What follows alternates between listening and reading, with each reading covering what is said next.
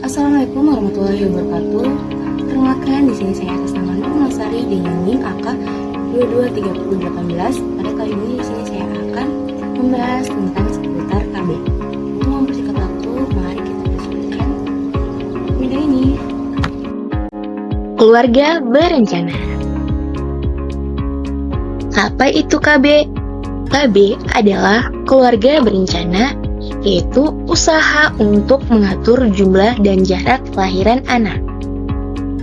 Manfaat KB sendiri adalah menghindari kehamilan resiko tinggi, menurunkan angka kematian ibu dan bayi, membentuk keluarga bahagia. Metode kontrasepsi diantaranya mal, kondom, implan, pil KB, IUD atau spiral, KB suntik, dan kontrasepsi mantap. Mal atau metode amenorrhea laktasi adalah metode kontrasepsi sementara yang mengandalkan pemberian air susu ibu secara eksklusif. Artinya, hanya diberikan ASI saja tanpa tambahan makanan atau minuman lainnya. Metode ini hanya efektif jika syarat berikut terpenuhi. Yang pertama, ibu menyusui secara eksklusif. Yang kedua, ibu belum mendapatkan haidnya kembali.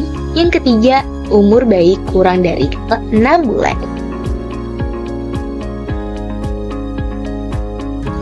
Selanjutnya ada metode kontrasepsi kondom. Kondom sendiri merupakan sarung silinder berbentuk tipis terbuat dari lateks atau karet yang dipasang pada penis saat berhubungan seksual. Cara kerjanya sendiri adalah menghalangi terjadinya pertemuan sperma dan sel telur. Manfaatnya tidak perlu resep dokter atau pemeriksaan kesehatan khusus, proteksi ganda yaitu mencegah kehamilan dan INS, tidak mempengaruhi produksi ASI, mudah didapat dan digunakan. Efektivitas kondom yaitu 87% mencegah kehamilan.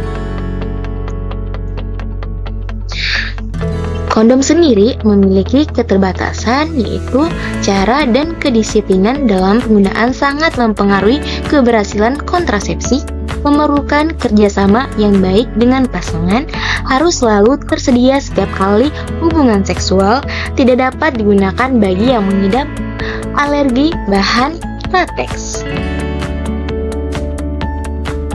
Selanjutnya ada pil KB. Pil KB adalah pil KB satu kombinasi atau kontrasepsi pil kombinasi yang mengandung dua hormon, yang pertama estrogen dan progesteron.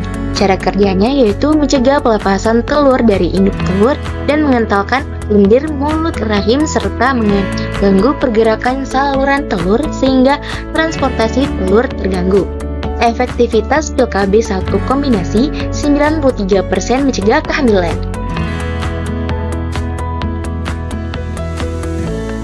Manfaat pil KB yaitu mudah didapatkan dan digunakan, tidak mengganggu hubungan seksual, kesuburan kembali setelah penggunaan pil dihentikan, membantu mencegah kanker dinding rahim, kanker induk telur, kista induk telur, penyakit radang panggul, anemia, defisiensi besi, mengurangi nyeri haid, nyeri ovulasi, masalah perdarahan dan menstruasi, serta jerawat.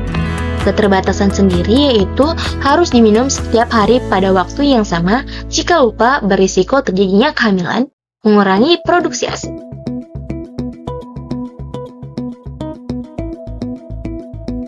Selanjutnya ada pil KB tentang menyusui. Pil KB untuk menyusui mengandung progestin dengan dosis yang sangat rendah. Cara kerjanya sendiri adalah mencegah ovulasi dan mengentalkan lendir mulut rahim serta menjadikan dinding rahim tipis dan mengecil. Manfaatnya adalah aman untuk ibu menyusui, tidak mengandung hubungan seksual, kesuburan cepat kembali, mengurangi nyeri haid, mengurangi jumlah perdarahan haid. Keterbatasannya adalah harus diminum di waktu yang sama, jika lupa berisiko terjadinya kehamilan, peningkatan atau penurunan berat badan. Selanjutnya ada kontrasepsi suntik KB. Suntik KB sendiri disediakan oleh BKKBN terdiri dari dua jenis, yaitu suntik KB 1 bulan atau suntik KB 3 bulan. Yang pertama ada suntik KB 3 bulan atau kontrasepsi suntik kombinasi yang mengandung dua hormon. Yang pertama, hormon progestin dan hormon estrogen.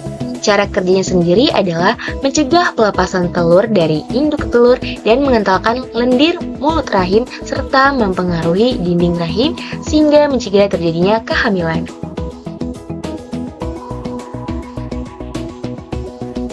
Suntik KB 3 bulan harus disuntikan setiap 3 bulan sekali. Efektivitas suntik KB kombinasi yaitu 97% mencegah kehamilan.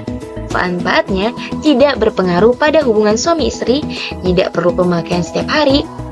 Sedangkan keterbatasannya itu harus dilakukan oleh tenaga kesehatan. Efektivitas tergantung kepatuhan peserta KB untuk disuntikan ulang. Pemulihan kesuburan terjadi secara bertahap rata-rata sekitar 5 bulan, mengurangi produksi ASI. Selanjutnya ada suntik KB 1 bulan, yaitu kontrasepsi suntik progestin, mengandung hormon progestin.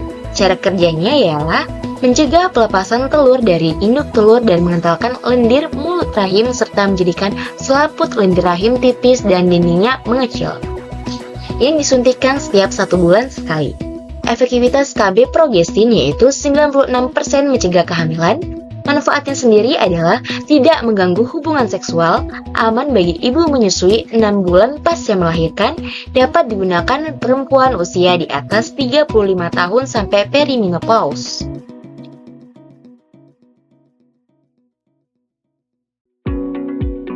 Keterbatasannya itu harus dilakukan oleh tenaga kesehatan. Kembalinya keseluruhan rata-rata 4 bulan setelah penghentian pemakaian. Pemakaian jangka panjang dapat menurunkan kepadatan tulang.